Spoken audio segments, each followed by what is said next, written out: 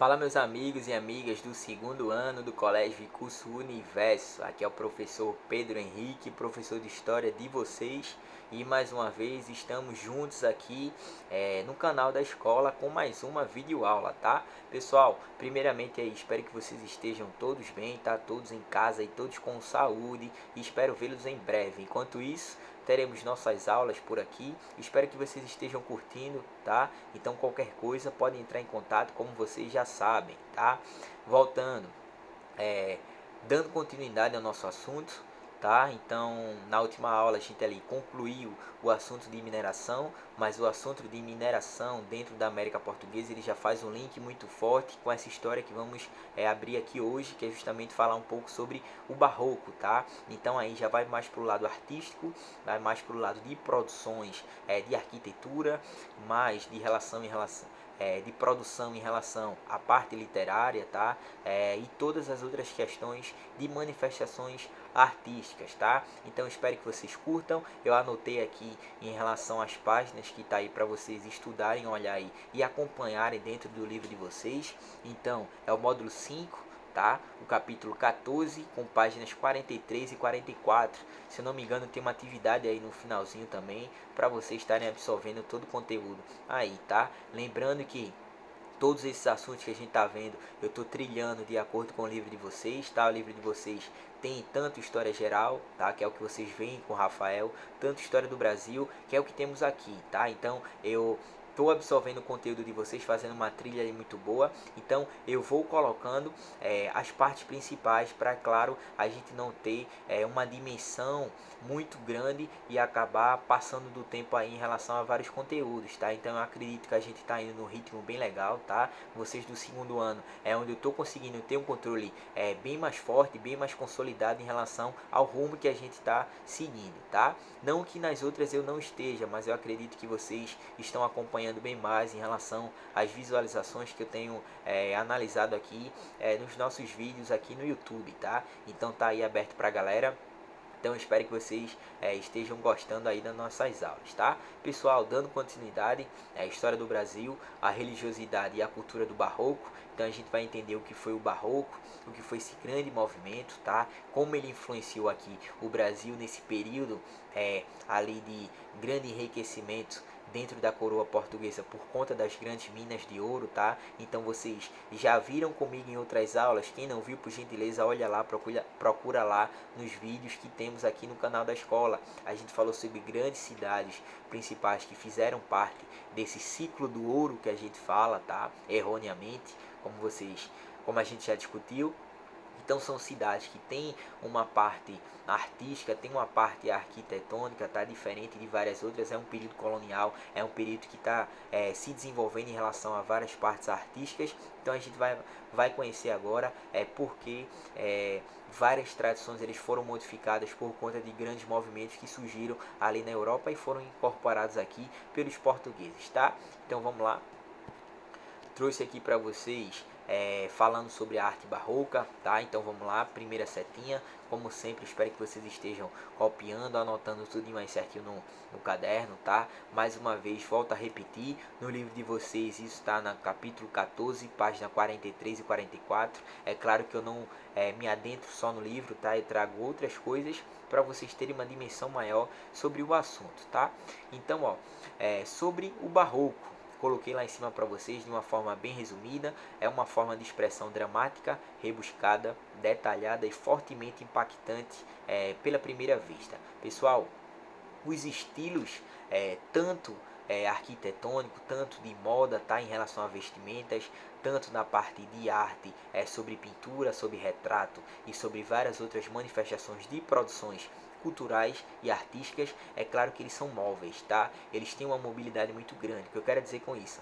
Não existe um estilo fixo, não existe uma produção estática, tá? É claro que toda aquela arquitetura do período, toda aquela produção em relação às artes, às manifestações artísticas em geral, tá? Grande diversidade. Quando vocês lembrarem do que eu estou falando de manifestação artística, eu estou falando de música, estou falando de teatro, estou falando de produção cultural, acadêmica, científica, eu estou falando de danças, eu estou falando de várias produções que não está fixado só naquilo que a gente chama de arte em relação à parte visual, que é a pintura, tá? Eu estou falando de vários outros conceitos, tá? Assim como o barroco, ele favoreceu também vários outros setores. Quando eu falo para vocês que é um estilo móvel, é um estilo amplo e diverso, é que toda a história humana ela é marcada por várias particularidades, tá? Essas particularidades elas influenciam o período, mas é claro que essa própria influência ela pode ser modificada, tá? Ela pode ser alterada com o passar do tempo. Então eu já disse para vocês inúmeras vezes. Hoje, um exemplo, nós temos uma vestimenta, nós temos uma sensação de beleza diferente do que o pessoal da década de 90, do pessoal da década de 80, tá? Os estilos são diferentes de acordo com a época. Então era isso o que acontecia e o que acontece e o que vai acontecer sempre, tá? Então o que foi o barroco? O barroco foi um movimento, tá? Ele foi um estilo literário, um estilo artístico, um estilo arquitetônico, um estilo de pintura, de retratos, que ele começou a ser moldado principalmente ali no finalzinho do século XVI, pegando esse grande período colonial, e ele teve mais destaque no século XVII para o século XVIII, onde teve vários estudiosos dentro desse estilo barroco, e ele teve também vários artistas que começaram a se enquadrar dentro desse novo estilo que estava surgindo, estava sendo consolidado ali na Europa, tá? Então ele surge ali no século XVI, ali dentro da Itália, e ele começa a abarcar outras localidades na Europa, e é claro que futuramente, consequentemente, com essa política de colonização, as próprias colônias elas foram influenciadas, como foi o caso do Brasil. Tá? Então, segunda seta para vocês verem aqui, vinculada ao catolicismo, como vocês sabem, mesmo saindo ali do período da Idade Média, onde era forte influência religiosa, é claro que quando a gente chega no período das grandes navegações e no período da colonização, o catolicismo ele tem uma presença ainda muito forte, tá? Dentro de vários setores da sociedade, como as próprias artes, tá? Então o barroco ele foi se consolidando também em torno do catolicismo, também em torno da fé, também em torno de uma divindade, também em torno dos vários santos, das várias imagens, tá? Então esse vínculo com o catolicismo ele foi mais favorecido por conta lá da Contra-Reforma. Lembra aquele período ali de Martinho Lutero com grandes reformas religiosas? A Igreja Católica ele começou a se reinventar também e fez o uso da Contra-Reforma, tá? Que é justamente a reforma da Igreja Católica. Então, a arte barroca ela se prendeu muito a isso, tá? Uma nova denominação dentro do catolicismo, a própria afirmação dos dogmas e dos vieses, dos trilhos dos católicos, tá? Como vocês sabem, naquele período e ainda hoje, quem é protestante fala muito sobre porque os católicos eles veneram muitas imagens, veneram muitos santos, muitas imagens. Então, o barroco ele veio ainda mais afirmar isso. Então trazer essa parte dos anjos, trazer essa parte de outros bens que fazem parte da igreja, tanto de imagens, tanto de símbolos, consolidados de uma forma de arte, tá? Então eram muitos anjos, muitas imagens dentro de um período muito forte, marcado por uma pintura, por uma cor mais sólida, por um detalhe, tá? Tirando ali a parte geométrica, tirando uma parte ali alusiva a animais e as outras características da natureza, tá? Então, terceira setinha, relativa à prosperidade do Império Português no século XVIII.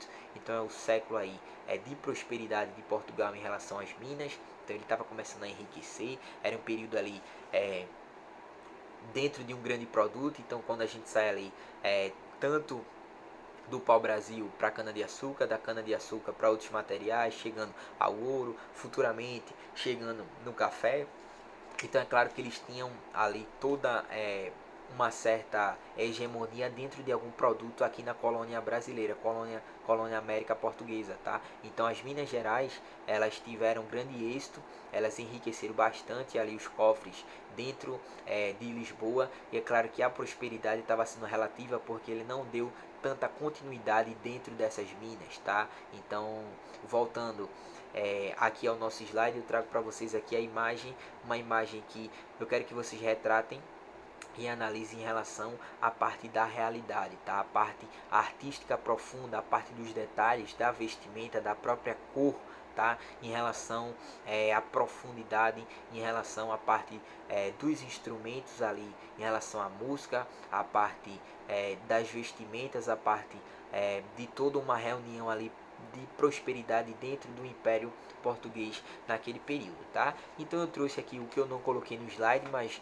aqui nas minhas anotações eu trago para vocês que dentro do barroco a riqueza nos detalhes e nas formas era de uma forma muito grande, tá? Eram expressões dramáticas, tá? Então eles levavam aí personalidades, imagens, pessoas, tem uma retratação mais emblemática, tá? Mas tanto carismática, tanto na parte mais dramática, como vocês podem ver nessa imagem, tá? Então a preferência pelas curvas e contornos ao invés da geometria, então isso estava dentro da arte barroca, tá? A importância da iluminação e jogo de luzes e sombras, isso vocês já podem ver muito bem nessas imagens em relação à profundidade da própria cor, do preto para o branco, do branco ali para o vermelho, do marrom, do cabelo do pessoal ali. Então essa profundidade, esse reflexo, essa mistura de cor e de sombras que eles faziam era muito forte, era muito exaltante dentro desse período ali da arte barroca, tá? E por último eu trago para vocês aqui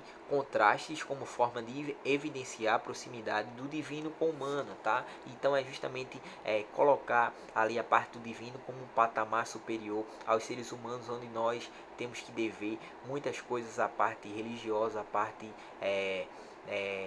toda a parte de crença do catolicismo e assim vários outros acontecimentos, tá? Então vamos mais especificamente falar no próximo slide sobre o barroco mineiro, tá? O barroco mineiro que é citado no livro de vocês, como eu já tinha falado para vocês, essa parte tá no capítulo 14, da página 43 à página 44. Então aqui a gente vai especificamente falar sobre o barroco mineiro. Então eu trouxe para vocês aqui que lá na primeira setinha, artistas setencentistas da região das Minas. Então, onde naquele período ali do século 17, do século 18, estava tendo um maior poderio econômico dentro da América Portuguesa. Claro que na região das Minas, por conta justamente ali do ouro, tá? Que estava sendo encontrado ali no final do século 17, tá? E grande parte ali do século 18. Então nesse período o pessoal, claro, almejava ter um grande status, ter uma grande classe social, ter um grande poder econômico, tá? Então as únicas saídas eram ou as minas, tá? Descobrir alguma coisa ali e enriquecer, ou a parte da própria política, que quem dominava a parte política nesse período, é claro, eram grandes portugueses aí, do período da classe portuguesa, ou é, você teria que fugir para a parte religiosa, tá? Que era justamente ali onde você iria receber um certo salário da coroa, tá? Sendo ali uma parte religiosa, um sacerdote ali da igreja, tá? Formando ali, passando por toda a educação dentro da parte do catolicismo, tá? Então tem muita gente que fez isso, teve várias famílias que sendo pobres tentaram colocar seus filhos ali para ter um status, para ter um poderio econômico dentro da igreja. Por mais que o menino não quisesse, tá, ele seria colocado ali e cabia à igreja ali se ele tinha uma certa proximidade com o lado, se ela iria lucrar com isso também ou não, tá? Então o que eu quero dizer com isso? Esse lado do barroco, o lado da arquitetura, é claro que por conta desse vínculo com o catolicismo, ele teve uma grande prosperidade dentro das igrejas. Então aqui, eu vou subir aqui um pouquinho uma imagem para vocês verem as duas imagens que eu trouxe, tá? Aqui o exterior e o interior da grande, vou ler aqui para vocês, Basílica Nossa Senhora do Pilar em Ouro Preto, em Minas Gerais, que a gente já falou sobre essa grande cidade em aulas passadas. Então quero que vocês percebam em relação à própria arquitetura, tá? O ouro está muito presente em relação a várias imagens, vários símbolos do catolicismo. Então vocês podem ver que a profundidade, a destreza, a habilidade com que eles faziam para ter um status social dentro de uma igreja, para ter uma certa exatidão, tá? Para ter um certo êxito e um sucesso, e colocar como exemplo a ser seguido dentro dos fiéis ali para uma grande igreja, tá? Então eu coloquei para vocês na segunda setinha que a sociedade que produz essa arte barroca mostra publicamente a sua hierarquia social, tá? Então o que eu quero dizer com isso? O pessoal que frequentava essa igreja, que tinha todo esse traço arquitetônico barroco, não era qualquer pessoa, tá? Por exemplo, escravos ali das minas, eles não podiam entrar nessa igreja para poder fazer suas orações, para poder fazer toda a sua a educação religiosa que eles teriam que fazer. Eles tinham as suas igrejas mais periféricas, mais, digamos que primitivas, tá? Então esse período de arte barroco, uma sociedade que produzia essa arte, era uma sociedade que tinha uma hierarquia social, o pessoal que estava numa uma camada social mais alta, tá? E ali, é claro, como vocês sabem, o status dessa pessoa é gigantesco. Essa pessoa não quer se misturar com classes mais abastadas, com classes mais inferiores, tá? Então aqui a Grande Basílica, lá em Ouro Preto, Minas Gerais, com grandes destaques, com grandes traços arquitetônicos barrocos, e hoje ela é reconhecida aí como patrimônio cultural da história da humanidade, tá? Passando aqui para vocês, dois últimos slides, tá? O barroco é um assunto muito tranquilo, muito leve, tá? E muito curtinho também, então lembro a vocês que tá lá, quem quiser dar uma olhada tá lá no livro de vocês, na parte de história, tá? Agora a gente vai falar sobre os artistas do barroco mineiro. Então é claro que existiram vários nesse período, existiram vários, tá? Em tantas linhas, tanto de pintura, tanto de arte, escultura, tanto de literatura.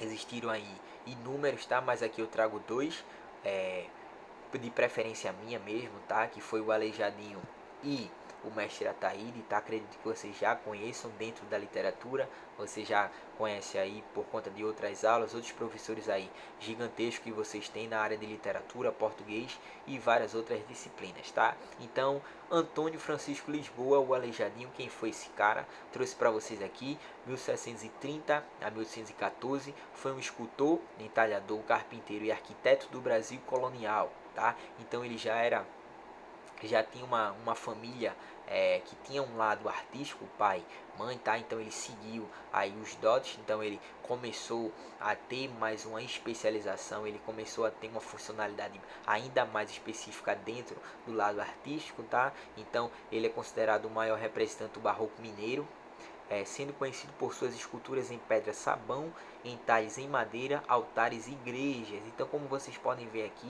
cara, esse cara ele era sensacional, tá? Como vocês podem ver, algumas representações que ele fez aqui, algumas artes consideradas aí sagradas dentro desse barroco mineiro, tá? Feita por Aleijadinho. Então, lá no canto eu mostro para vocês ali a imagem que representa ele, tá feito já por outro cara em outro período ali, tá? Então esse é o retrato que ele tem mais próximo da figura do Aleijadinho de Antônio Francisco de Lisboa, tá? Então essas outras duas imagens aqui, o que eu trago para vocês, todo esse vínculo do barroco em relação ao catolicismo, é claro que ele influencia todos os artistas nesse período, então Aleijadinho ele foi mais um deles, tá? Então ele fez toda a sua arte baseada na parte mais católica, na parte mais de Cristo, tá? Então vocês podem ver aqui que ele traz a parte ali de Jesus carregando a cruz ao lado. Também trata ali de algumas testemunhas, de algumas pessoas que estavam ali conversando com Cristo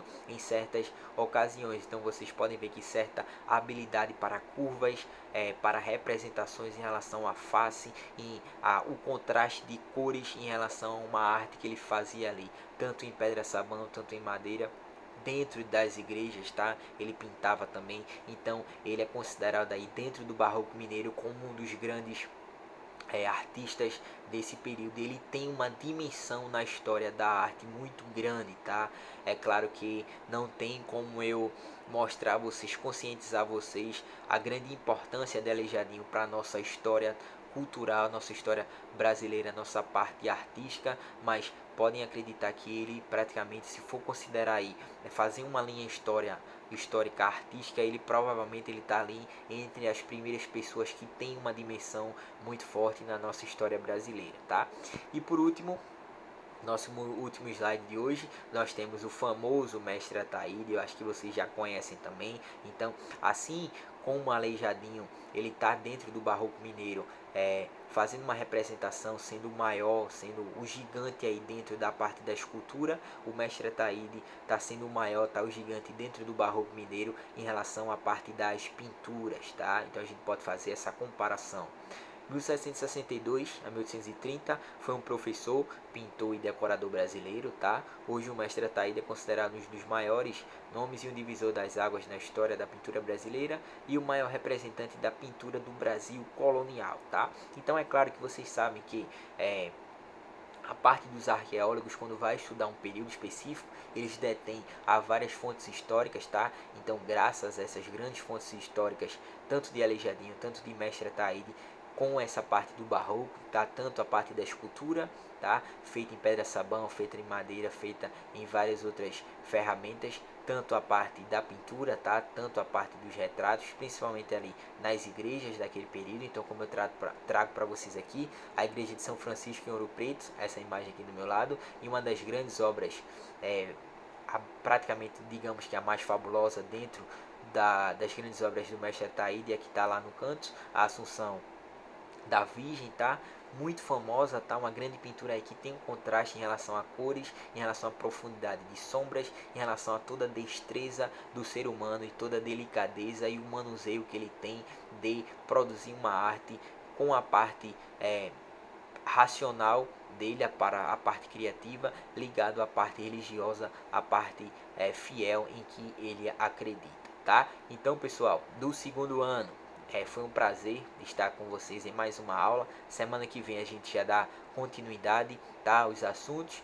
Espero que todo mundo esteja bem. Espero vê-los em breve, tá? Qualquer dúvida, qualquer comentário, pode deixar aí que eu tô sempre por dentro, tô sempre analisando, beleza? Valeu, segundo ano, e até a próxima aula. Abraço!